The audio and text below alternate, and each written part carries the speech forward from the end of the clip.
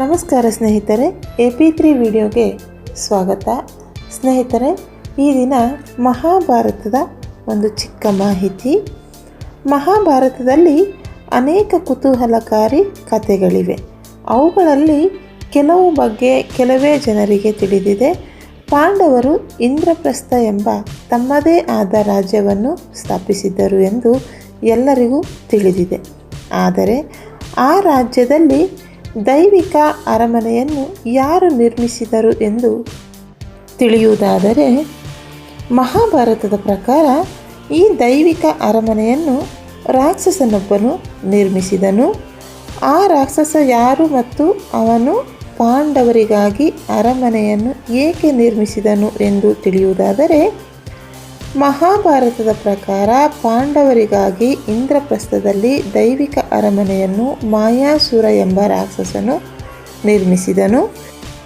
ಈ ರಾಕ್ಷಸನು ದೈತ್ಯರ ಮುಖ್ಯ ಶಿಲ್ಪಿ ಅಂದರೆ ಇಂಜಿನಿಯರ್ ಆಗಿದ್ದನು. ಮಾಯಾಸುರನ ವಿವರಣೆಯು ಇತರ ಧಾರ್ಮಿಕ ಗ್ರಂಥಗಳಲ್ಲಿಯೂ ಕಂಡುಬರುತ್ತದೆ. ಮಾಯಾಸುರನ ತಂದೆಯ ಹೆಸರು ಧನು. ಅವರು ದೈತ್ಯರ ರಾಜನಾಗಿದ್ದನು. ಮಾಯಾಸುರನು ಹೇಮ ಎಂಬ ಅಪ್ಸರೆಯನ್ನು ವಿವಾಹವಾದನು. ಅವಳಿಂದ ಮಂಡೋದರಿ ಜನಿಸಿದಳು. ಈ ಮಂಡೋದರಿಯೇ ರಾವಣನ ಹೆಂಡತಿಯಾಗಿದ್ದಳು.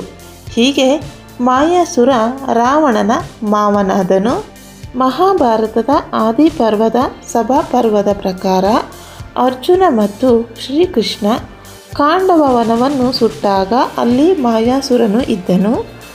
ಬೆಂಕಿಯ ಭಯದಿಂದ ಮಾಯಾಸುರ ತನ್ನ ಪ್ರಾಣ ಉಳಿಸಿಕೊಳ್ಳಲು ಓಡಿ ಹೋದಾಗ ಶ್ರೀಕೃಷ್ಣನು ಅವನನ್ನು ಕೊಲ್ಲಲು ಬಯಸಿದನು. ಆದರೆ ಅವನು ಅರ್ಜುನನ ಆಶ್ರಯಕ್ಕೆ ಹೋದನು. ನಂತರ ಶ್ರೀಕೃಷ್ಣನ ಮಾತಿನ ಮೇರೆಗೆ ಮಾಯಾಸುರನು ಪಾಂಡವರಿಗಾಗಿ ಒಂದು ದೈವಿಕ ಅರಮನೆಯನ್ನು ನಿರ್ಮಿಸಿದನು. ಅದನ್ನು ಮಾಯಾಸಭೆ ಎಂದು ಹೆಸರಿಸಲಾಯಿತು. ಯುಧಿಷ್ಠಿರನ ಈ ಅರಮನೆ ದೇವತೆಗಳ ಅರಮನೆಗಿಂತಲೂ ದೊಡ್ಡದಾಗಿತ್ತು. ಮಾಯಾಸುರನು ಭೀಮಸೇನನಿಗೆ ಕೌಮುದಿ ಎಂಬ ದೈವಿಕ ಗದೆಯನ್ನು ನೀಡಿದನು. ಅದರ ಮೇಲೆ ಬೆಲೆ ಬಾಳುವ ರತ್ನಗಳನ್ನು ಹರಡಲಾಗಿತ್ತು. ಇದರ ಜೊತೆಗೆ ಅರ್ಜುನನಿಗೆ ದೇವದತ್ತ ಎಂಬ ಶಂಖವನ್ನು ಮಾಯಾಸುರನೇ ನೀಡಿದನು. ಅದರ ಶಬ್ದವನ್ನು ಕೇಳಿ ಶತ್ರುಗಳು ಭಯದಿಂದ ನಡುಗುತ್ತಿದ್ದರು. ಮಾಯಾಸುರನು ಆ ಅರಮನೆಯ ರಕ್ಷಣೆಗಾಗಿ ಕಿಂಕರ ಎಂಬ 8,000 ರಾಕ್ಷಸರನ್ನು ಅಲ್ಲಿ ನೇಮಿಸಿದ್ದನು. ಇದು ಮಹಾಭಾರತದ ಒಂದು ಚಿಕ್ಕ ಮಾಹಿತಿ. ಈ ಮಾಹಿತಿಯು ನಿಮಗೆ ಇಷ್ಟವಾಗಿದೆ ಎಂದು ಭಾವಿಸುತ್ತೇನೆ. ಇಷ್ಟವಾಗಿದ್ದಲ್ಲಿ ಲೈಕ್ ಮಾಡಿ, ಶೇರ್ ಮಾಡಿ, ಸಬ್ಸ್ಕ್ರೈಬ್ ಮಾಡಿ.